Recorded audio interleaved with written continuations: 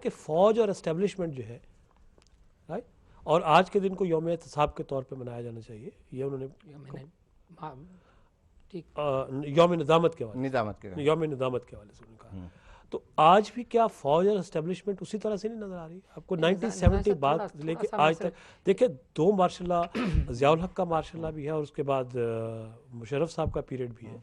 मतलब फ़ौज 1970 के बाद, और जहन में रखें कि इंदिरा गांधी ने 70s में कह दिया था 1971 में कि मैंने पाकिस्तान के दो कौमी नज़रिए को बहरे अरब में फेंक दिया है, दो कौमी नज़रिया ख़त्म हो चुका है, उसकी डेथ है। मैं सिर्फ इतना कहना चाहूँगा निज़ाम साहब कि आप, ठीक है, मैं समझता हूँ कि उस वक़्त ज़्यादती हुई, लेकिन आप ये भी तो देखें ना कि जमातों ने पॉलिटिकल प्रोसेस को छोड़ा।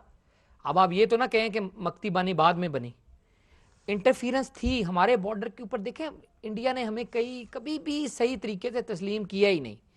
जब तस्लीम किया नहीं कि हमें, तब तक हमें ख़तरा जब उधर से रहेगा, इंटरफियरेंस तो रहेगी।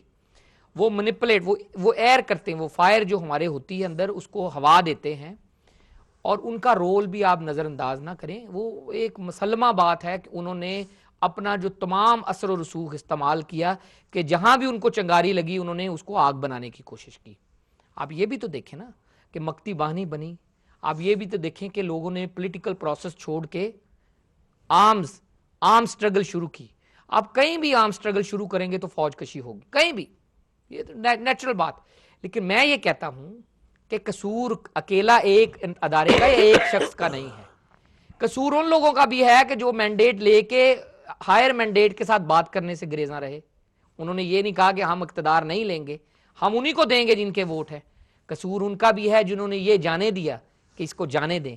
कसूर उनका भी है कि जिन्होंने कोई सबक नहीं सीखा। 69 के बाद दो मार्शल आए हैं निज़ामी साहब। ज़ियाउल हक का मार्शल आया है, बड़ी बड़ी बातें करने वाले लोग उसकी गोद में बैठे थे। मुशर्रफ का मार्शल आया है, बड़ी बड़ी बातें करने वाले लोग उसकी गोद में बैठे थे, अभी भी उसको हीरो मानते हैं। उसका एहतसाब किया किसी ने? उसके बाद भी दो मार्शल आए हैं, 10-10 नियरली 9 ईयर के, सब ने उनका साथ दिया। असल बात वो माइंड सेट है जिसने उसको जाने दिया। एहतसाब की बात करते हैं तो यही पीपल्स पार्टी जो है उसने प्रोटोकॉल दिया है। देखिए, let's not go into details. तो एमक्यूएम भी उतनी मुकद्दम है, पीपल्स पार्टी भी उतनी मुकद्दम है, बाकी पाकिस्तान मुस्लिम लीग और एएनपी और बाकी जमातें भी उतनी ही मुकद्दम है। मैं ये कहता हूं कि जब आपका मुल्क टुकड़े टुकड़े हो गया, आपने उससे सीखा क्या? आप तो उसी तरह के हालात अभी आप देखें ना। आप बात कर रहे हैं शोरश ज़दा इलाके, फाटा में देख लें क्या आपने, अकबर बुगटी ने जितने ओथ उठाए होंगे किसी ने भी नहीं उठाए, आपने उसको पहाड़ों में मार दिया। अभी आप इधर देख लें, कराची में भी इस तरह का हाल जब चाहे बन जाता है। अभी बॉम्बे अटैक्स के बाद वहां राइट्स नहीं हुए, पहले भी राइट्स होते हैं, फौज कशी की भी बात हुई है। मैं कहता हूं मिन हैसल कौम, आप ये देखें, आप अपना भी तो रोल ना निकालें ना एज अ कौम। कौम ने जाने दिया, मुल्क अलहदा हो गया, आप कहते हैं फौज फौज फौज।